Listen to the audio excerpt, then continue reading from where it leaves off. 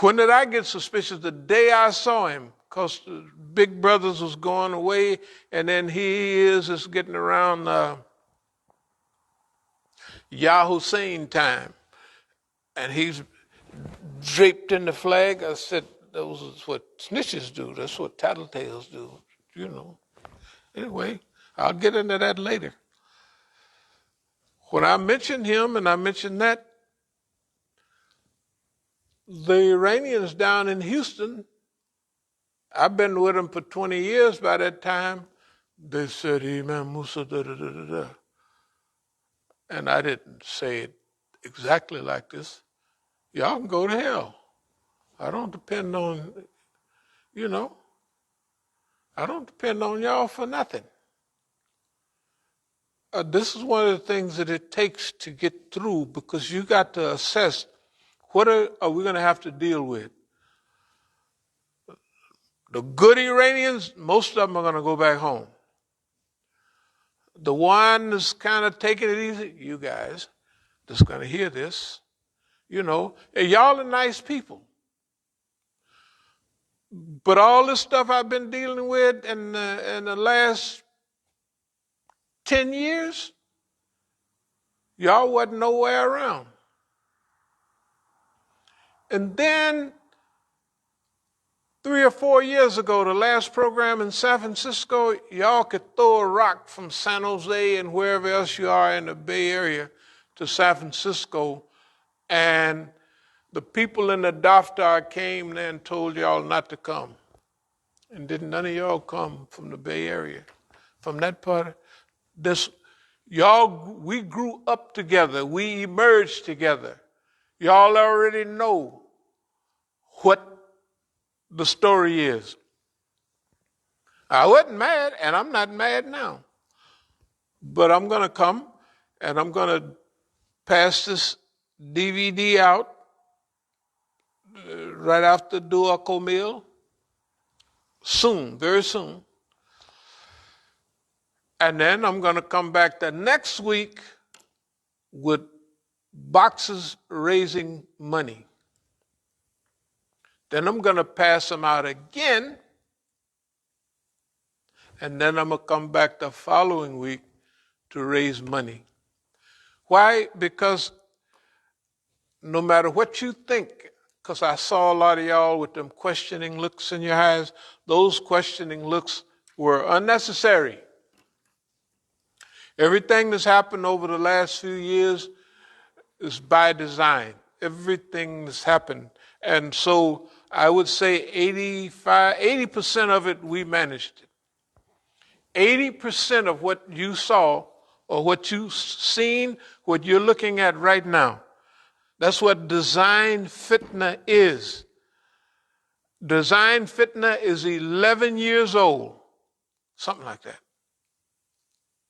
Yeah, it's old. I have to look, maybe not 11 years old, but it might be. Design fitna means that you're going to have fitna. Ever since I've been in Oakland, we didn't have fitna. Had fitna inside and outside, in the movement, outside, everything. So now here we are as a Muslim. We went through several changes over the decades. So in the last few years, we had evolved. We went through strategic management under conditions of repression, and we also arrived at designed fitna. So y'all looked at the stuff we was having, and you was thinking it was real, or maybe it was affecting me. No, we designed it. We designed it. We know who we're dealing with here in America. I'm sorry. You can't see this good. Islamic Institute for Counter-Zionist American Psychological Warfare. If that's on the outside of our building, what do you think that we're going to have? If you're running around for the last 40 years, or more than that, talking about Marg Bag America, death to America, death to America. They don't know that you mean just death to the system, death to oppression. When they hear death to America, they thinking you mean death to everything we hold sacred, right? That's what they think. That's what 90% of the people think. And then here is your dear brother, right in the middle of all of this.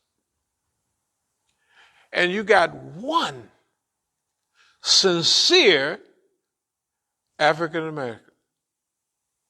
And the only reason I say that is because before they realized I was sincere, they were telling me everything. Yeah, we're going to trick the Iranians. We're going to do this. We're going to get big money. I can tell you their names. I point at them. This is how we're going to do it. And I didn't say nothing till they realized after a while. But you know where those people are right now? Hugging up with you. You know where I am? Out here. And I'm happy to be here. I'm telling you. It's part of the plan. It's part of the plan. That's what tafweed is. Tafweed is when you delegate your affairs to Allah. Hey man, I don't care what y'all think. It's deep. I already been rich. Big, big rich. All kind of money running all over the place. And as a Muslim, we've had nice amounts of wealth, you know. Yeah. If I wanted to retire, I could retire just here. Forget about Oakland. I could retire and sell the property around here and be just super duper. You know how much property is nowadays? Right. I don't have to come back out there and we're gonna charge him $300 million. You said, them niggas is crazy. Oh, absolutely not. You done $300 million worth of damage to us. If we wasn't who we are, we would have been crazy years ago. If we wasn't who we are, we could have wanted to bomb and kill somebody in America because what the mean, low-down FBI is doing to us. And the criminal Zionists in America that now regulate the business of the FBI, right? Hey, you can see when you're doing this a long time, you can tell who's in charge. When they start doing this stuff with us on property and just don't pay no attention, just take it, just do this, just meet them there and brutalize them. That's the Zionist. Because the FBI would want to be more, well, we just kind of mouse around, we'll scare them to death, we'll do that. And the Zionists tell them it's not working. And the Zionists disregard all the issues of Ottoman deeds, right? We got the deed to the property. One of the properties was sold. The other deed, I'm arrested in that property 8 times. Do you think that I don't know what I'm doing? I go back there, arrest me again, and back there again. And they got the little things they can listen. They as soon as you get in the car, they have to put those things. So I'm talking not to them. I'm saying, hey man, I got $10,000 in the Masjid. And they never let me go back and get property. If I'm at the front door, when they say step out, you can't go, I can't go back and get nothing. So that means where that 10,000 go, technically it's 11,000 because 10,000 is to pay taxes and I got 11,000, I got 1,000 or so I carry, personal. Okay? You don't see that, that's gone. Where does it go? That's what we kept doing it for. It's on the CDs, where they have CDs, they tape, And I'm preaching to that thing. I could see it right there in front of me, and I'm preaching to it. Running the case down. Okay? When even a little bit of that shows up in the courtroom, home free. The laws that the illegal actions that the government has taken against us in Oakland, I just say what it is, it's me. They did it to somebody who could take it, who could stand it. I ain't got no extra gray hair or lost not 1 minute of sleep.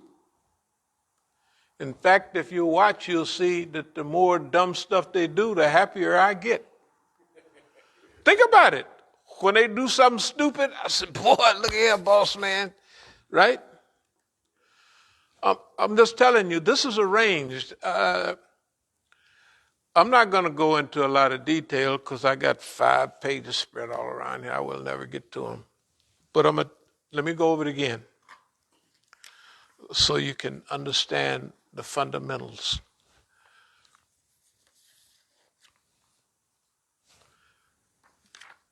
This is right at the beginning of Black Power, East Oakland Enterprises. Let's call this 1968. All right? This is 1969. Yeah. Okay.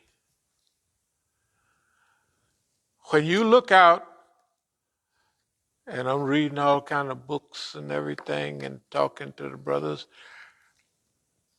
and I'm going somewhere and I look at a poster on the wall of the Soledad brothers, and I see 2 of my homeboys. And one of them was my best friend from L.A., Fleeta Drungle. We started together way back in Fred C. Neller's School for Boys, and all of that. And we was workout partners in the penitentiary, And when I came home in 65, March the 7th, it was about 1 week after Malcolm had been martyred in 65. They transferred those brothers for something happened in DVI, Dual Vocational Institution, to Soledad.